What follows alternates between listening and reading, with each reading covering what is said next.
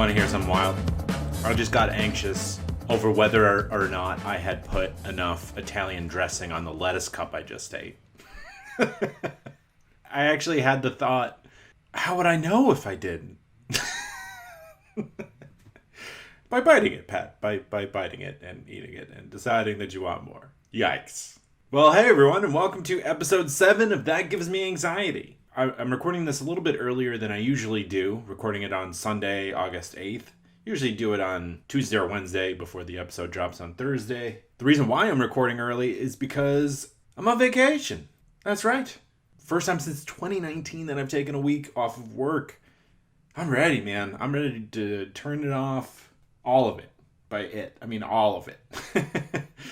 Rented a lake house in Virginia with extended family. Just gonna be floating in the water.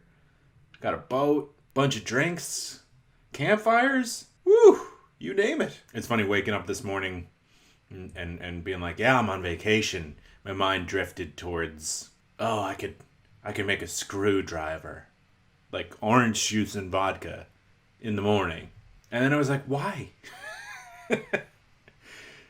Why? Because you're not working. Is the job the only thing keeping you from a total meltdown of your life? Maybe. Maybe it is. But yeah, anyway, really excited to recharge the batteries and see some people I haven't really seen since the pandemic started and just breathe and have fun. Oh man, Jamie Valencourt nailed it with the podcast redesign artwork. I love it. It's so much more inviting, and yeah, I think she did a great job. Love ya.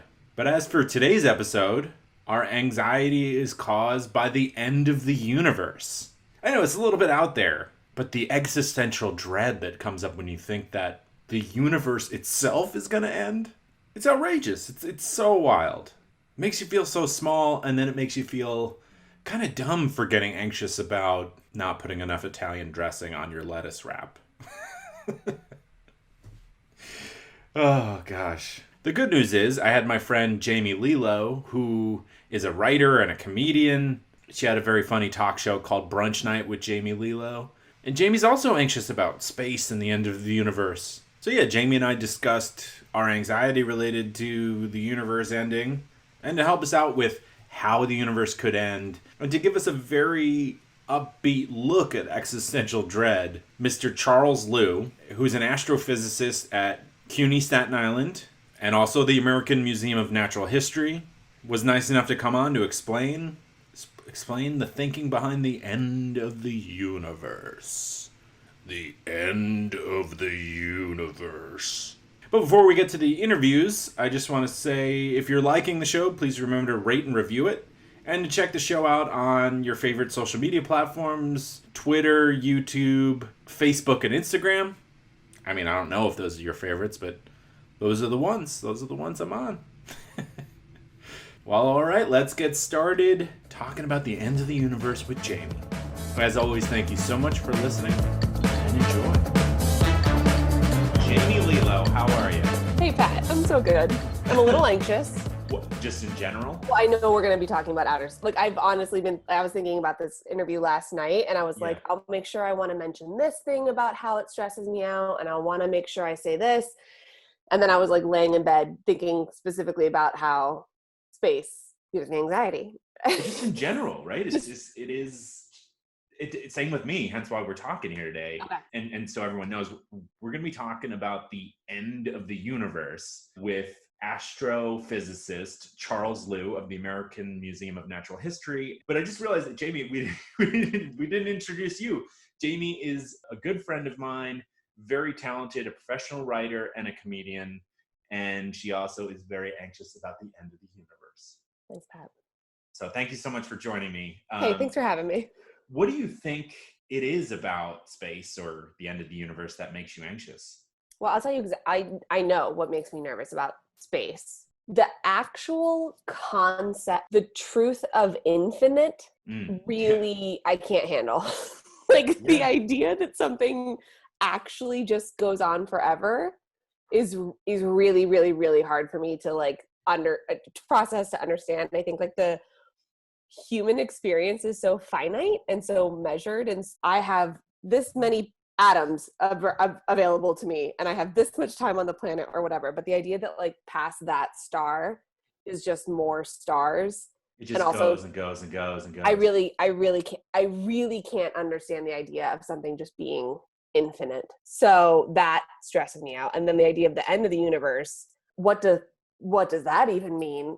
Because then what is there if it's gone? Do you know what I mean? Yeah, it's very easy to get our brains in a pretzel. Just like, wait, Yeah. what does that mean? But just the fact that I'm sitting here on my couch in Crown Heights, Brooklyn, and you're in New Jersey, and you pan out and we're on this globe floating in nothingness. There's no Yeah, up no. or down, left or right. Everything is nothing is anything. Everything it's Yeah. just And if you do like the bare minimum research on outer space, the most basic Google search, it hits you with information that is so overwhelming, and it's the most it's what is available. What I Google is also what they would teach kindergartners. Like, oh, there's like planets, and then there's galaxies, and then there's more galaxies, and also like the light doesn't get to you for 100,000 years, but it's still burning your skin. Like I just like I can't like I'm like time isn't real. Things move at the speed of light, not seconds. That is all very, very hard for me to and understand. time itself is relative in that Totally. like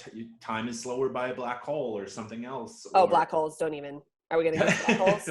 briefly we do discuss it a little bit, and, Okay, and good. yeah, I interviewed Charles prior to my discussion with Jamie, so I kind of know what we're talking about, and so let's go to the first clip where Okay, great. Charles tells us a few ways it's theorized that the universe could end. Could end. Okay, here we go.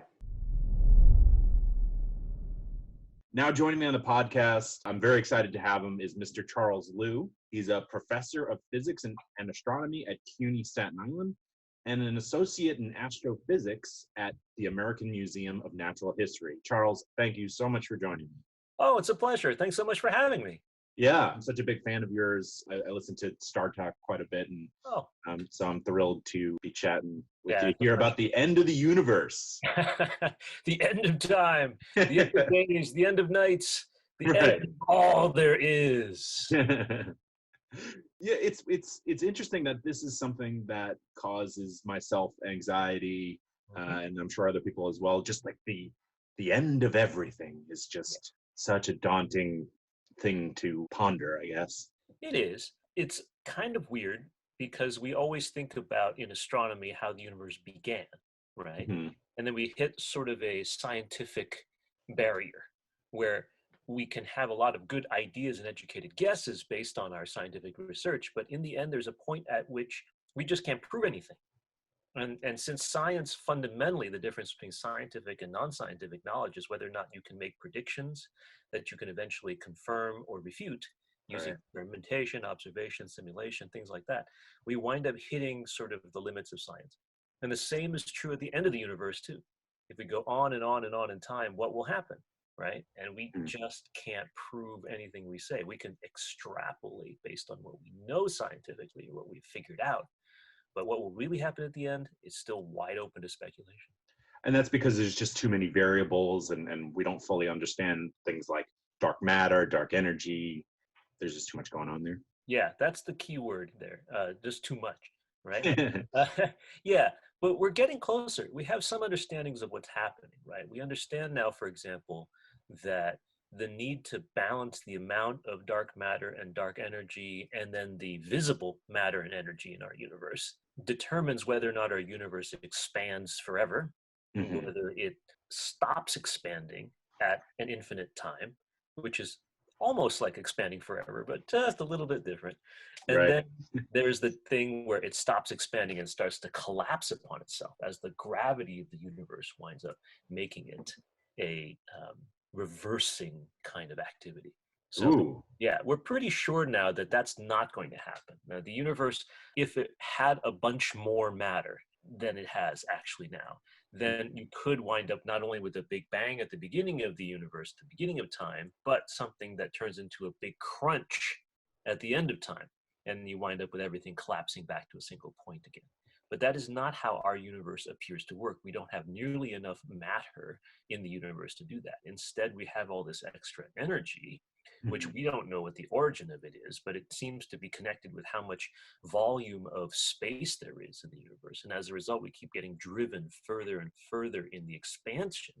And therefore, it looks like the universe will expand as long as time goes on. Oh, wow.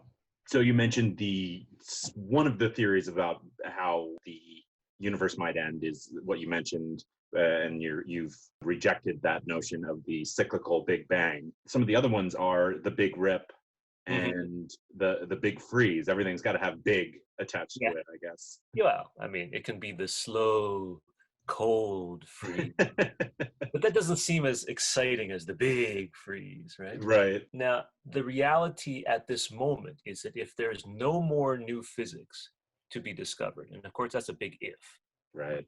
then the current status of the universe is such that it will continue to expand as long as time goes on. And when I talk about time going on like that, I'm trying to be a little bit semantically specific, right? We think of time as just sort of thing that just goes on, tick, tick, tick, and so forth, right? And we experience time, all of us. But what Albert Einstein showed in his general theory of relativity is that time is a dimension, just like length or width or height. And as a result, in our case, in our universe, time actually has a location that we can mark as 0, right? And it moves forward. And so we're moving in a dimension of time. And time 0 is what we call the Big Bang. And so time will just keep moving. We are moving through space and time simultaneously. It's just that what we experience of it will vary depending on how fast we're moving, how we are related to one another in terms of the physical boundaries of space and time. So if we're going to be, again, rigorous like this about what time actually is, then that means that time could eventually stop, right? There could be a limit to it where we reach it and it's just, there's nothing beyond it.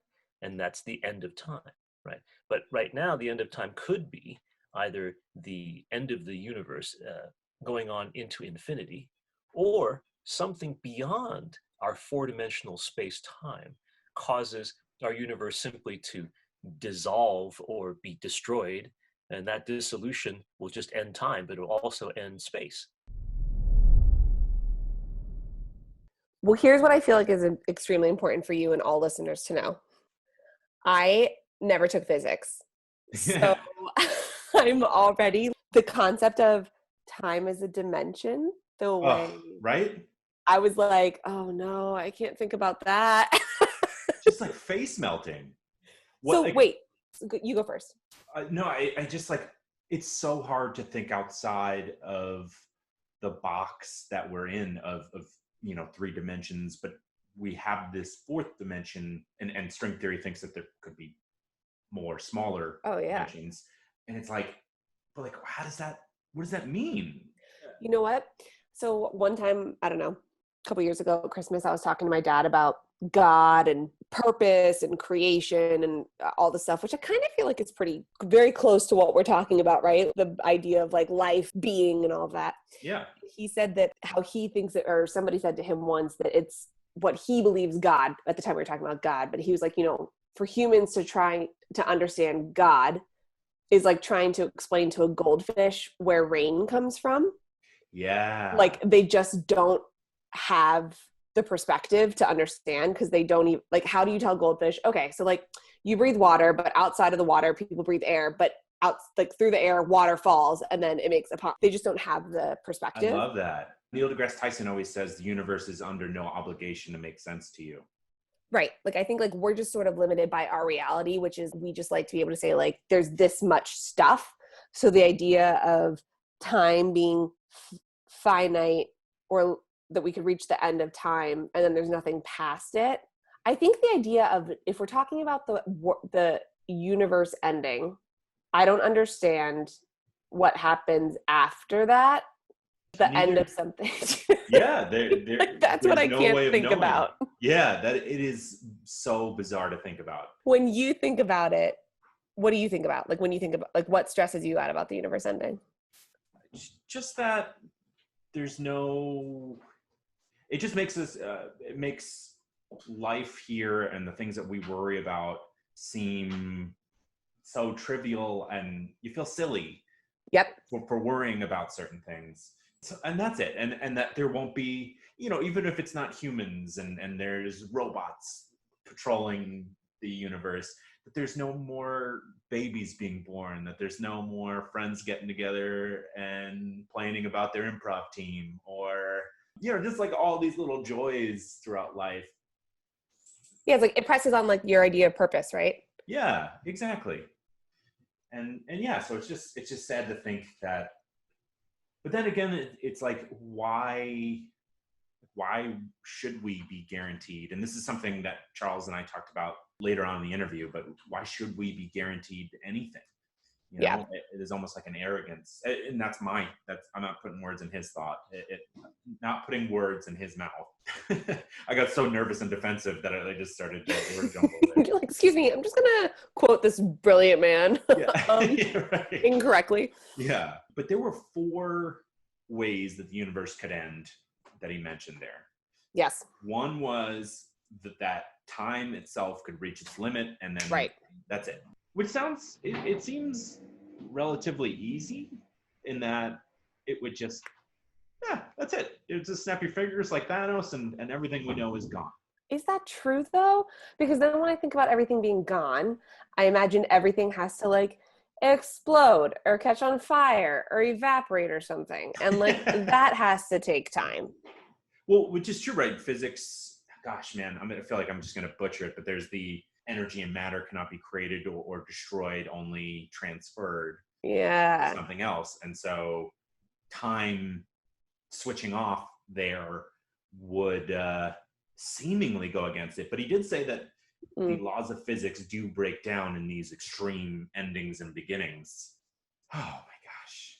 All right, so time reaches its limit. The next one was the Big Crunch, which he said he rejects, which is where the Big Bang goes out and we reach a point and we come back to the same singularity. Is your understanding of that then that everything happens exactly as it did reverse? Exactly as it did. So this conversation happens in reverse. Our hair grows back into our head. Is that what your understanding of that is? And not only that, but we may have done this a million times, right? A million, yes. Forwards and backwards and forwards. But the same time or the same way. Yes. I've heard a theory on, this is a whole other conversation. I've heard a theory on deja vu, which explores this theory of things are exploding and imploding the exact same way a million times. And deja vu is a blip in the system where you feel like, oh, I've been here before. And it's because you have millions and hundreds and thousands of times. Oh my gosh. Think about your worst day and you have to do that. Oh yeah. Oh. And like, so then it again then goes kind of back into this idea of like spirituality or faith, where it's like, that sucks if you get to live a million lives, but you never grow from them. You just have to keep, right? You don't benefit from it. You just stuck a hamster on a wheel. Yeah. Yeah. They call that the Big Crunch. I like the name. Out of all the names, I like the marketing. That one's doing the best. Who's their publicist? The Big Crunch is really serving me something. Then there's the Big Rip, which is that rip. So I saw your eyebrows go up when he started mentioning dark energy and dark matter.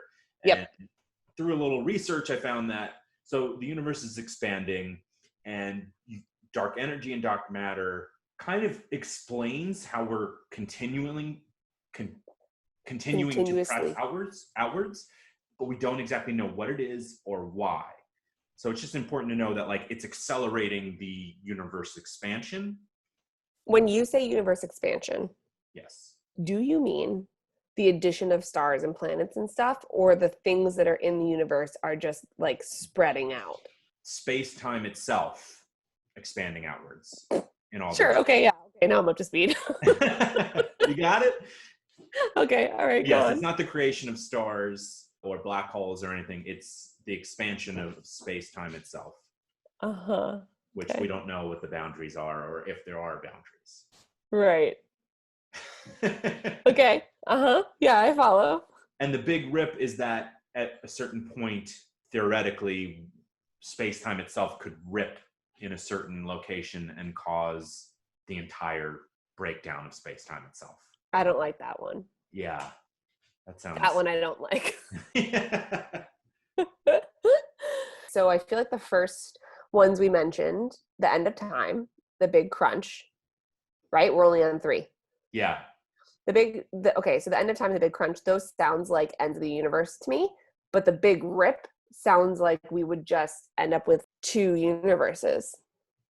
Ooh. Do you know what I'm saying? Like if Yeah. we're talking about like if you're looking at it as like a piece of cloth that you're stretching and then it rips. You know what the fun thing about this? We could just say wild crap.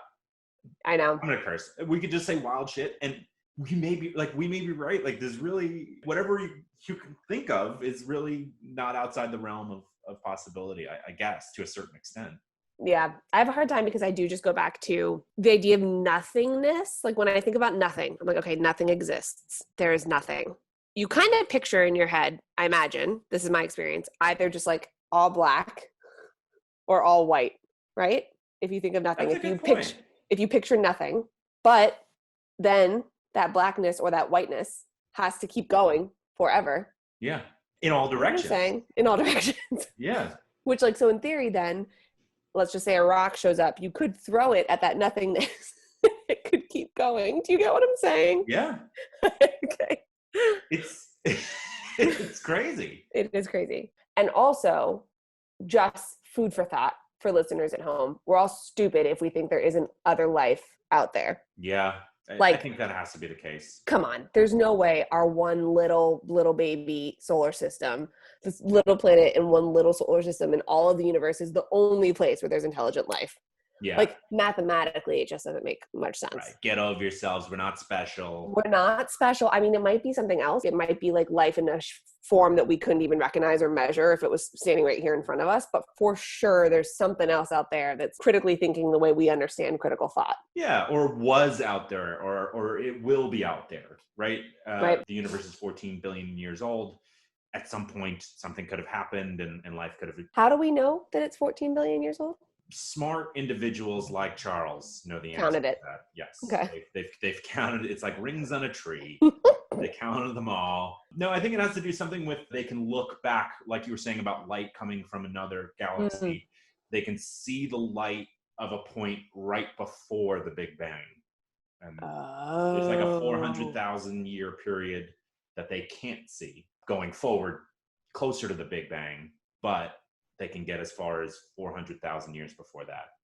Pat, that is some like high quality stats you just threw at me. Oh yeah, I am. That's a party. I'm gonna use that at a party. You should. I mean, people will be thrilled. They could thrilled. 400,000, you said? Yep. I'm writing it down, everybody. That's crazy. I love to know that info. Okay. Okay. What was the fourth one? So the fourth one, Charles goes into a bit greater depth because it is the leading candidate for how the universe will end. And Comet. That's Earth. Yeah, that's just Earth. Yes. That's just in 2020. That's November 3rd. Okay. Yes. Oh gosh. Yes. So yeah, I'm going to let him, I flat out, he was listing a few of these theories and I just had to put the question to him, is the universe going to end? And he answered pretty clearly. Is it the sun explodes? I'll listen. I'm excited. I'm going to type news and find the first thing that makes me anxious. Just a Google search for news. There we go. First hit. We didn't expect a monster like this. Dixie Fire grows to become largest single wildfire in California history. First one. This is a picture of people risking their lives. Yeah, that's. I hope everyone's okay. But yeah, that's very anxious. That's very anxious. Way to go, Pat. Are your Excel skills optimized for your current job? Do you know the basics but would like to learn more? What is your current job? Do you like it? I said this in the job interviews episode, but I never liked how we connect so much meaning to our jobs and it becomes this way of identifying ourselves. We're more than that. But we can also improve ourselves and reach higher. One way to do that is through My Software Tutor, which offers 3 levels of real-time Zoom-based courses with a live instructor. They all deliver practical, functional business skills in a friendly, supportive environment. I gotta look this up. There's gotta be like a podcast that's just about job interviewing or job search tips. I think that'd be really helpful. But then again, how do you do 100 episodes or more of that, Does it get old after a while? I don't know. I'm going to look it up. Podcasts about job interviews. Yeah, there's a lot. 7-minute job interview podcasts. All right. Find your dream job podcast. All right, maybe they're giving you some up-to-date tips with the changes that COVID has brought. And while you're looking for a job, make sure you know your Excel. These courses will increase your marketability, whether you're an employee, job seeker, consultant, or contractor. You can register for mysoftwaretutor.com and use the promo code POD20 to save 20% off all registrations. With so many birthdays, there's no time to shop for cards, write the cards, and buy the stamps. Here we go, we got the Cardist. Now you can do it all right where you sit because the Cardist does it for you. Just sit there like a sultan on your throne, having things done for you, emotional things done for you. If you're awkward and anxious like I am, that could be a big help. Ugh, I'm not going to like listening to my high-pitched voice. I already know it. Editing that is it's gonna hurt. Introducing a writing specialist for the message inside your greeting cards. The Cardist Studio creates your message, writes it in the card, and mails it for you. I've had this done for me. Someone sent me a Cardist card. Amazing. So touching. It was at a point where I really needed it, and so I'm super thankful, and I definitely recommend this service. All you do is pick the card and tell why you're sending it. No more errands, no more anxiety. There'll be anxiety, but just like not about this. For a message from your heart, but not your hands. Sit back and just enjoy your relationships. That sounds wonderful, yeah. TheCardistStudio.com, thoughtful, just got easy. And you can use the promo code AnxietyPod for 10% off all orders. Keeping that money. Money. All right, let's jump back in there. Is it guaranteed to end? Is there any way of it being born? A great question. Remember, we were talking earlier about how the limits of science are what we can and cannot confirm, right? And so many scientists have probed that next stage. After the universe gets to this point, could there be a new one? Mm-hmm. Can this spawn something new from this nothingness, right? It's a fascinating question. One way of thinking about it goes something like this.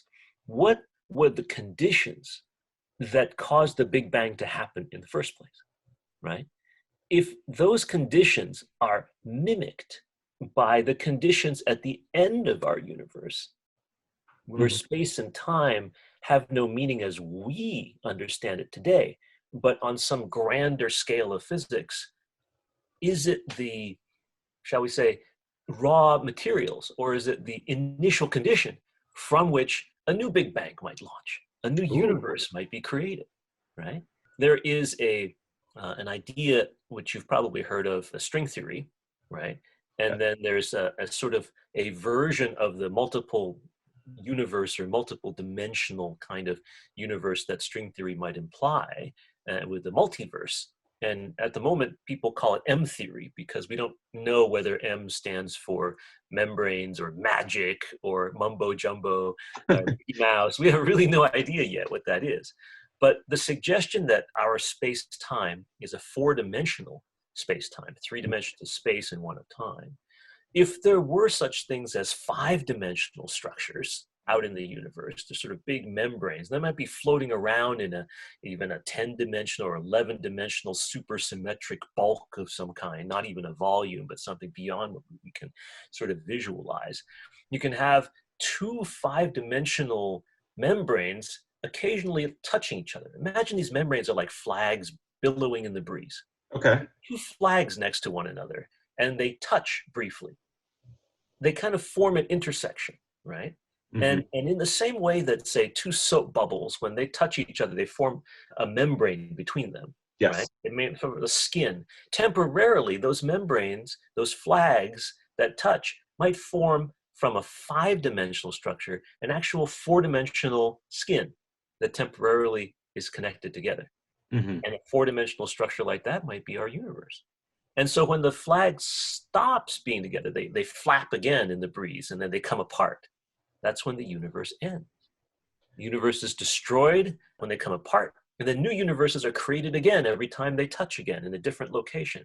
New universes coming into existence, going out of existence, depending on the whimsy of this multidimensional wind that's flapping our membranes in the breeze. That makes it feel that our universe is just so flimsy, right? Like Right.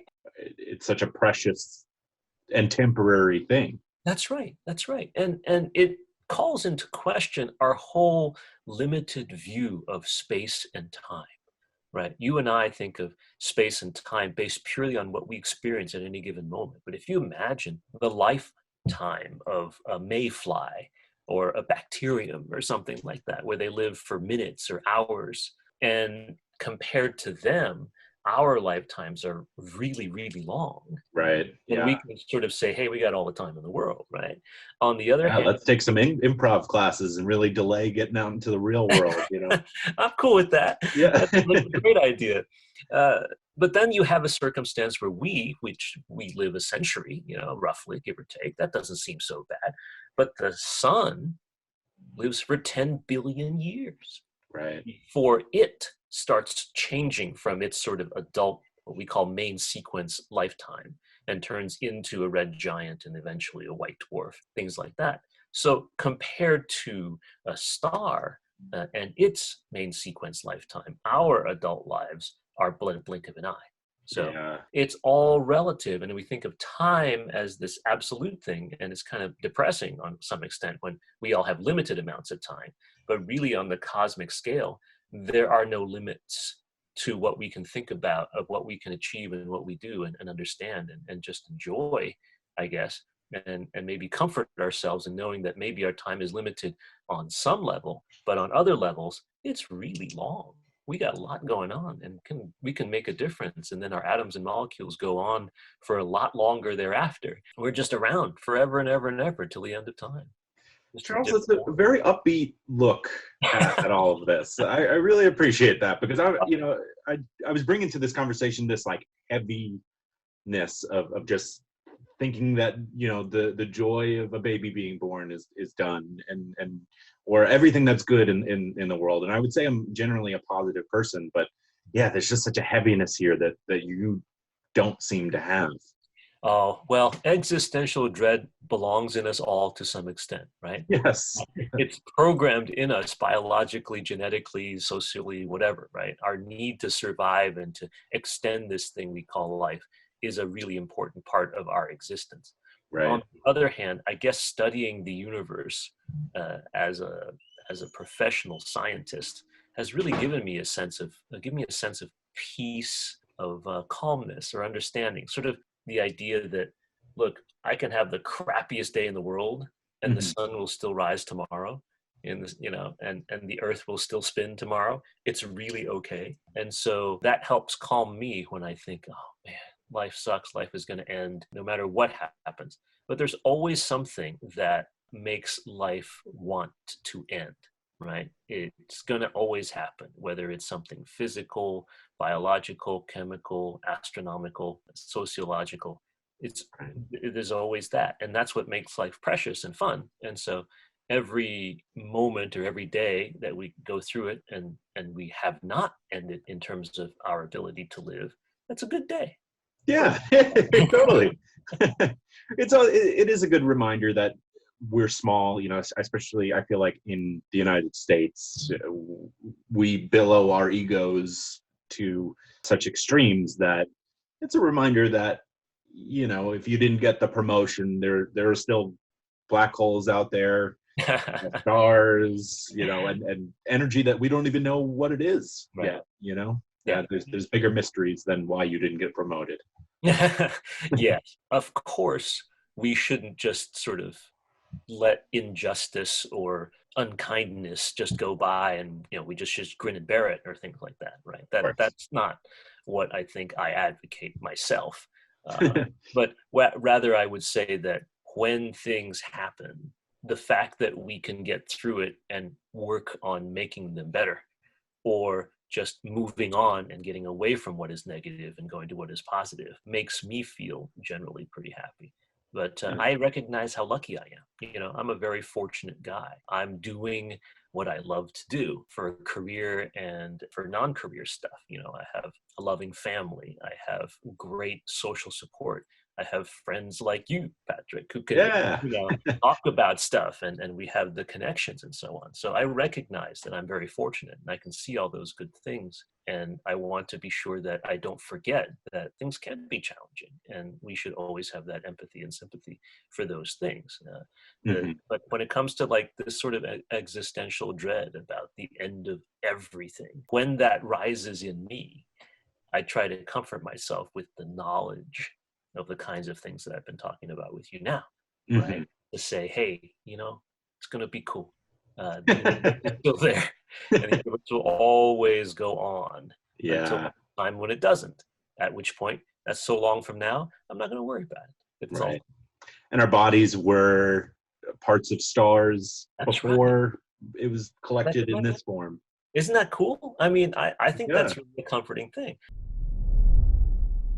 It's interesting that temperature is not confined to our realities. How so? I feel like things that we can measure don't exist in the in the outer space universe, because like he's talking about so much shit that we can't measure or like quantify, but we can quantify temperature. So it's interesting to be like, oh yeah, like things just get really cold, because we understand stuff to be like the source of heat is the sun or energy, right? So I guess he's saying if you remove energy, you get rid of heat, and then we all just absolute zero. But you're right, like we're kind of in this almost like a fish tank where the light goes on from the sun. That's all, right? Yeah. If you expand outwards, there are wildly ranging, you know, different temperatures down to absolute zero, which is where atoms just freeze. And okay, yep. And then, and then don't exist. Like that's the part where I'm like, okay, so like it's frozen, so now it's not there. Well, no, it is there. So eventually the big freeze would be where each atom is infinitely far away from every other atom, and that we continue to expand and things break down as the universe and dark matter and dark energy continue to pull everything apart and push it out to the point that every atom is too big. Every sub-particle would be by itself. Right. In other words, in absolute zero. And what he was saying is there's a chance that could then create another big bang. Right. That's what he was saying. Right. That in theory, how our universe began is also how it could end. Exactly. And start anew. But then every sub-particle would start its own big bang. So there would be trillions, or way more than trillions, like illions of new big bangs, you know? Okay, so then for the folks at home, what are we saying the Big Bang was? What caused the Big Bang? The Big Bang is when all matter was contained in something the size of a single atom, and then something changed, but we don't know what changed. Forward. Exactly. I know the Big Bang is an essential explosion into our universe, but we don't know what caused it. We don't, but it did create space-time itself. Right. That fucker. Sorry. Like something exploded and there was time. Right. Okay. Something exploded and there was time. I get it. Sure. All right. Well, I like that theory. It seems to be the one that he favors as well. Yeah.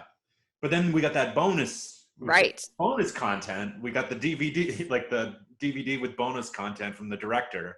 Which I also like this one, the M theory. Yeah. What did you like about it? I like it because I like that he gave me a visual that I can follow with the flags flapping and the crossover. That makes sense to me, because when we're talking about dimensions that we can't identify, I think he even said it, like 5-6 dimensions that aren't in our realities now.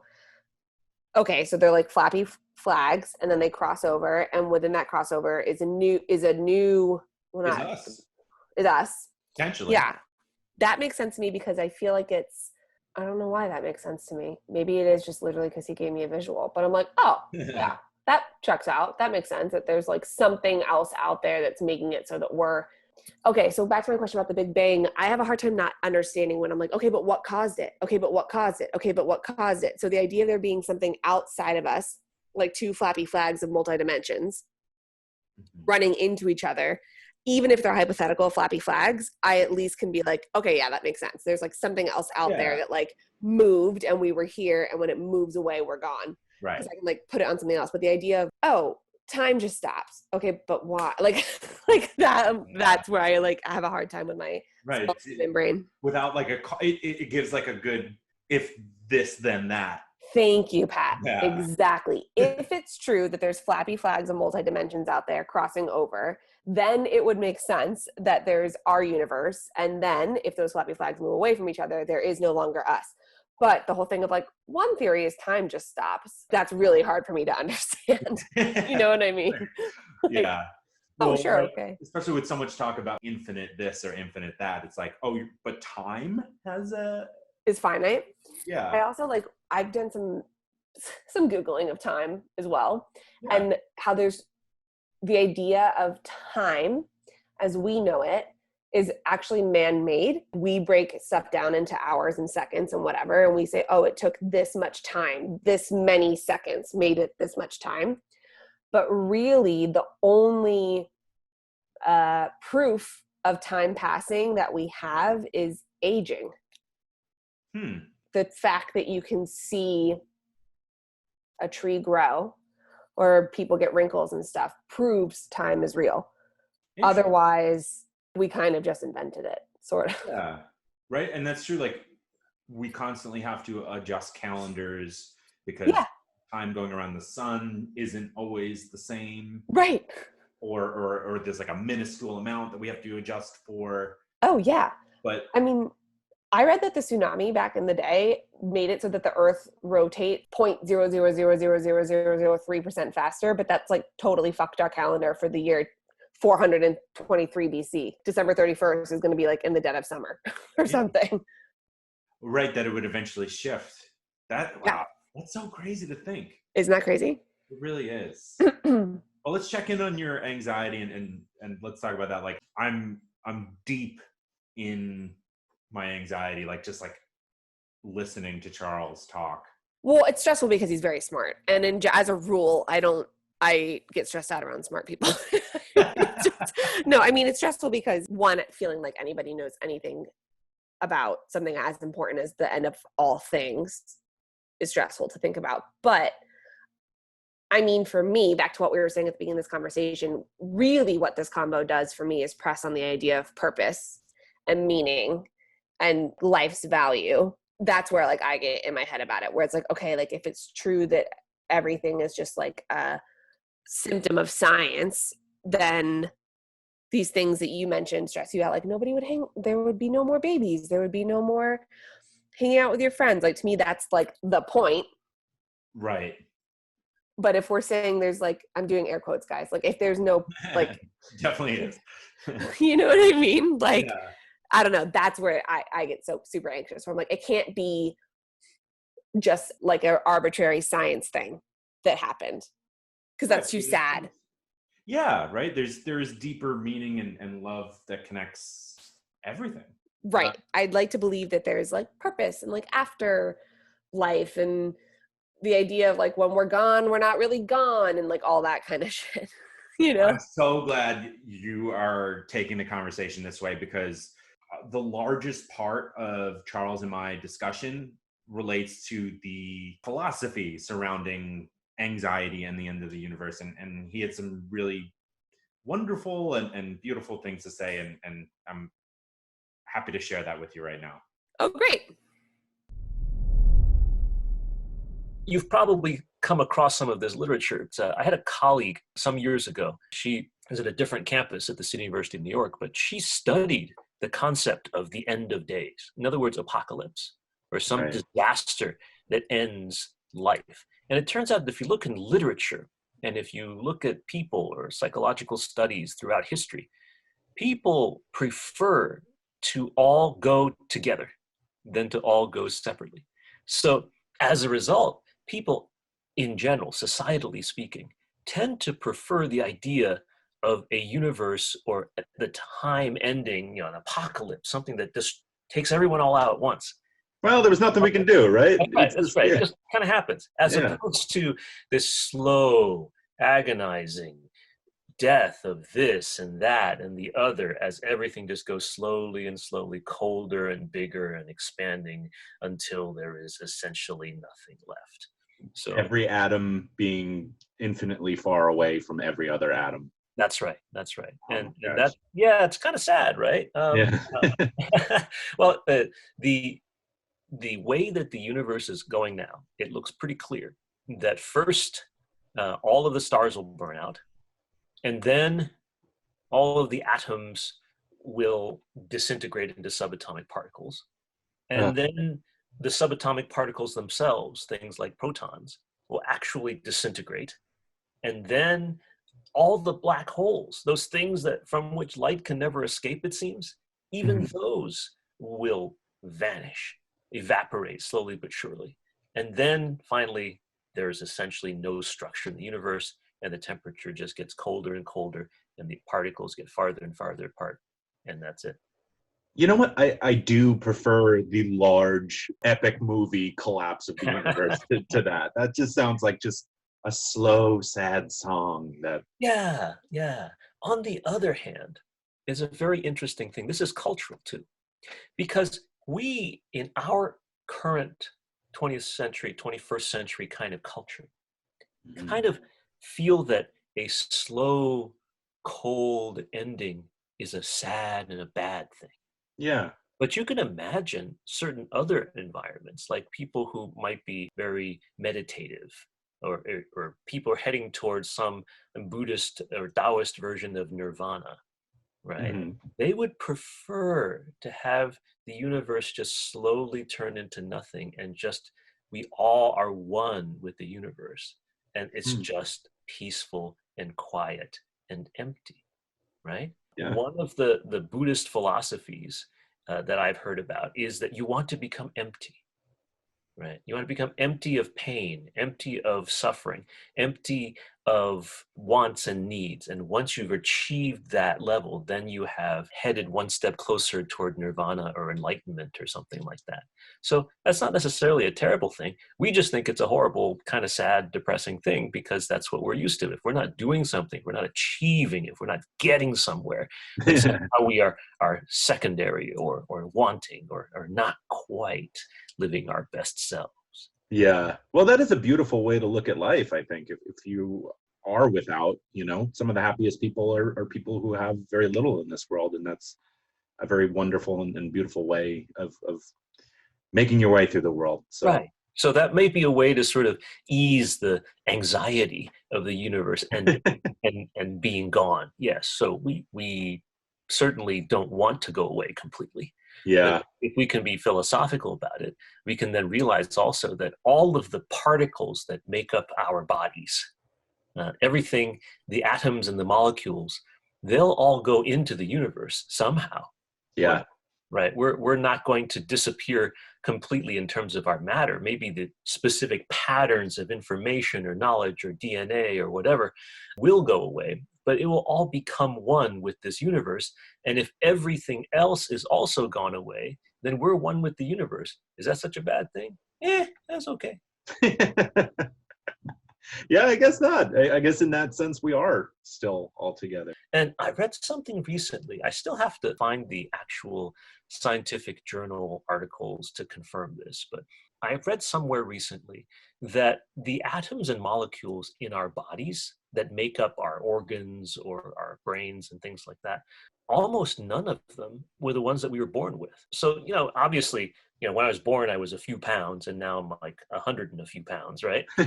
So obviously a huge amount of my mass didn't exist when I was born. Right. But in addition to that, as my cells and as my DNA and my genes do their thing, right, different atoms keep coming in and replacing the old atoms that were there, and the molecules and things like that as we go in and out. Everything we breathe in, we breathe back out, right? These particles are impermanent. Yeah. So it's more fluid. Right. And yet somehow, even though I am made up of stuff that even a year or two or a decade ago were not part of my body, I am still me. You are. How did that happen? Right? There's a really cool something that continues and persists despite the biological and physical exchanges that have been going on. The system appears to survive the substance. Yeah. And I'm not advocating necessarily for something like a soul or a ghostly presence or something like that.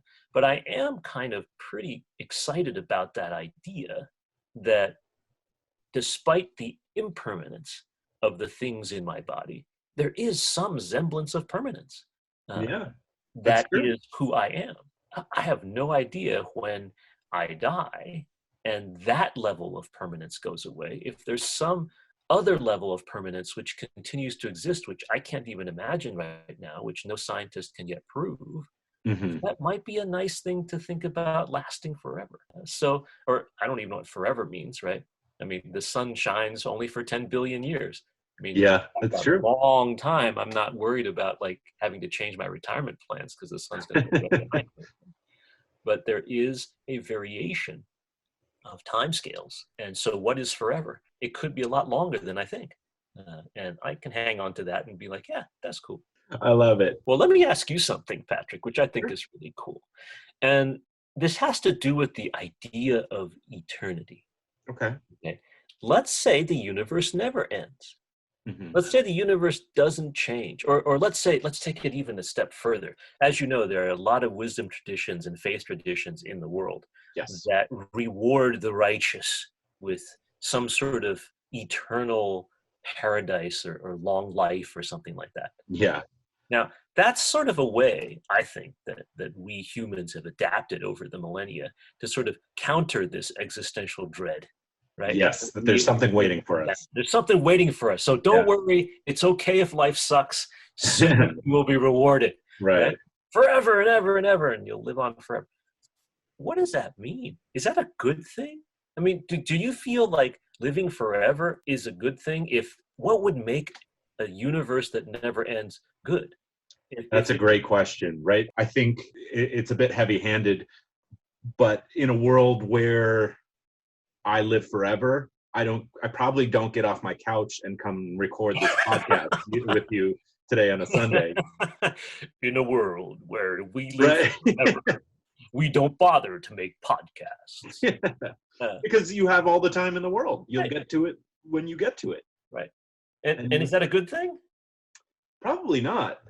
I'll also share, this isn't mine. It's something that I read on Reddit, that in theorizing about a living forever, that you wouldn't want to live forever because eventually you would be trapped or be caught somewhere. If you live forever and there's so much time, eventually you'd be in a building that collapsed or something. In some manner, you would then be trapped for all eternity, and that sounds like a hellscape to me.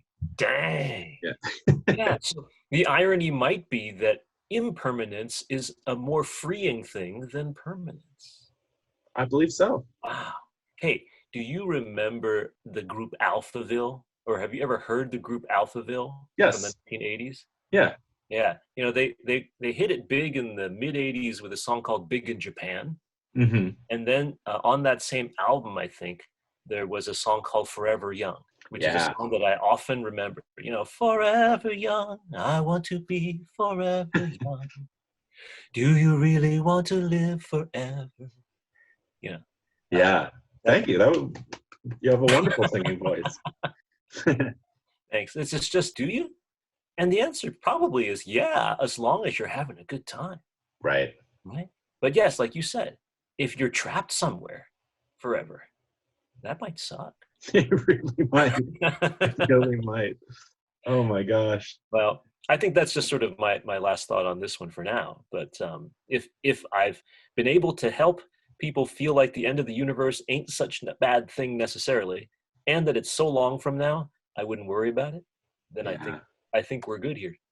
Amen. Yeah, there's plenty of things to worry in injustices in the world, and so we could put that one on the back burner for a while. I hope so. Well, Charles, thank you so much. This has been an absolute delight. I This was really mine, appreciate Patrick. it. Yeah, Thank you so much. of course. Have fun, enjoy, and Will let do. me know if you want to chat more about other death-defying cosmological things. I would love that. Yeah. All right. Have a good one. Thanks. Bye. He's a very lovely man. But I think he also kind of contradicted himself a little bit. Okay. And I also think there was like a lot that we broke. Like, okay, starting with the Buddhists. Yes. There's like this theory that enlightenment is emptiness. It's being free of all expectations and being able to release yourself from the need of things. And in that, you're free. Mm-hmm. But if we're talking, and he was saying, an empty void isn't so bad. Maybe it's a positive thing. Yeah, okay, philosophically. But in practice, I'm not stoked about the idea of everything getting so freaking cold, my atoms start to split and like everything around me. You know what I mean? Cool, sure. Like the idea of feeling empty might be liberating, but like in reality, if the world is ending, I can't imagine that like physical experience is peaceful. Yeah. I think we're going to have some sort of, sorry? But I guess it would happen so slowly, Right. Of course. You mean like the end result of every atom infinitely being getting further and further apart is just depressing, even if you know that that's a part of you and you're on borrowed time as a part of a universe that may also only have borrowed time, and you're that all is nice. I like that piece. But I think like I think when people talk about they're afraid of the end of the universe, they imagine what that is like to live through. Yeah. And to live through the end of the universe, I imagine, is painful. Mm-hmm. If we're around when the sun burns out, if we're around when things get really cold, like if we're around if you're a dinosaur and the comic strikes, like I'm sure it's like your preference is to die before the end of the universe, right? Like is what I'm trying to get at. Or going back to what he was saying, that studies say that humans like going down with the ship together. Yes. Or just to not know it's coming. Yeah. That would be fine. I mean, not knowing when you or I individually would die is sort of blissful, I think, in that, you live your life doing what you like. You'd be want to do in the day going forward, as opposed to just waking up and kind of enjoying yourself until it happens. Right. And then what was the other thing he said about at the end there? He was talking about, would we want to live forever? Yeah, of course not. No one's trying to live forever. No, that's a terrible idea. For all the reasons you said. There's no motivation, there's no purpose, there's no whatever. Get so bored. Yeah. So bored. For sure. No one wants to live forever. And of course, mortality is what makes things beautiful and blah, blah, blah, blah, blah. The sentiment or the idea of like our universe exploding or imploding or freezing or the atoms stretching apart and then joining or whatever, that is nice to think that like we do our, not world, because that's too literal, but like us and our universe is in all things. Mm-hmm. Is lovely. But then it's like, do you believe in like energy and spirituality and like, will we as ourselves, would we, even if we saw that atom, that if I saw an atom from our universe that was moved so far apart from other atoms and I saw it in 100 billion years in a different universe, would I even recognize it as an atom that came from my universe? And if not, then do I give a shit about it? Yeah. The answer is, I don't know, right? Right. Yeah. That is the answer. Yeah. Usually you like to have like a conclusion with this where, I've done episodes on flying and anxiety itself, and usually there's like oh man, that was good information. I feel like I could put that out into the world. And this one is just like, I don't know. I mean, I have some good party facts. I really like that we can I didn't know that we could measure up to the beginning of the Big Bang, how you said it. I like that a lot. How are you defining anxiety in this podcast? I'm stretching the word anxiety to include phobias, things that irk you, so-and-so. I had a professor from the University of North Carolina in the first episode sort of break down like what anxiety actually is, like physically in your body, and yeah, it's not something to be afraid of or want to get rid of. And I'm just sort of translating that from each episode on. Cool. trying to give some tools and just a fun way to talk to funny people, smart people, and learn a bit. Cool. Yeah. Okay, Jamie, let's talk Yes. about our favorite ways that the universe could end. Okay, I like the M theory the best. Yeah, the string I theory like- with the flags waving. Yeah, it's just a pretty visual. It makes sense to me. I'm not stoked about the big freeze. I think that sounds painful, and I think that would come with like a lot of bummed out. Like I think like humans and animals would experience some like not ideal evolutionary stuff as the universe slowly freezes. That's true. That just might suck a lot. Not stoked for that. Big crunch is most stressful to think about because it's a real drag to imagine that we've had to live through the same mistake. Your most embarrassing moment over and over again. And that you're never going to learn from it. That's annoying. Yeah, and that World War II happens Over and over again. and over again. Suffering, pain. Sure. I mean, you get all the good shit too, but it's annoying you get all the good stuff too, but it's annoying to imagine that there's no evolution to it. That's true. That a whole universe could happen again and again and again and nothing changes. It's just like a bummer to think about. And the big rip, I don't really understand. And so for those reasons, I like M theory. I reject it because I don't understand. I reject it because it's a little too much for me. I like the fact that time could just I think that was my favorite because not that it's something I would want to have occur in my lifetime, but is it okay? If that's true, could time stop tomorrow? it could stop now, or it could have stopped and it's just taking some time to reach us. No, Pat, that's too much time talk. I don't understand. No, Pat, that's a you're No, crazy. Pat, that's not it. Well, Okay. I could be right. I could be wrong. Either way, this was a lot of fun going over the end of the universe with you. Hey, Thank you thanks so for much for your time. Thanks for talking it out with me. You got it. It'll be hilarious to see what happens at the end, and then we'll be there. We'll be like, "Huh? Oh, Look at this." that was the one that won. You guys should really reference the 2020 podcast that we did about this.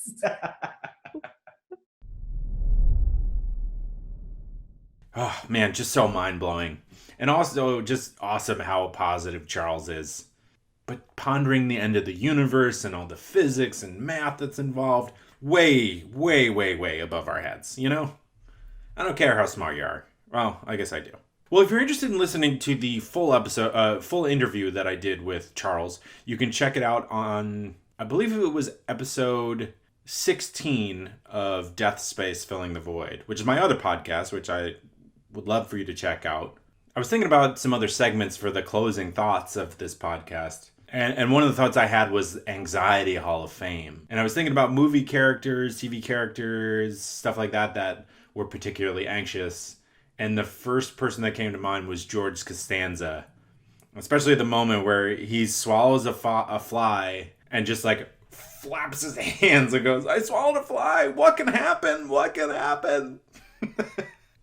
So funny, but yeah, all the anxiety. If you have ideas for people who should be in the Anxiety Hall of Fame, I definitely want to hear it. A few more came to mind, but I didn't want to say them all right off the bat. But yeah, George Costanza, first thought. Poor guy. Well, thank you to Jamie. Thank you to Charles. Thank you for listening. I'm just so excited to be floating in a lake. Start tomorrow. Ah, man. Who am I kidding? First thing that touches my foot. I'm going to be anxious about it, but that's okay. It'll still be fun. It'll be funny. Well, I hope you have a great week, and I'll talk to you next Thursday.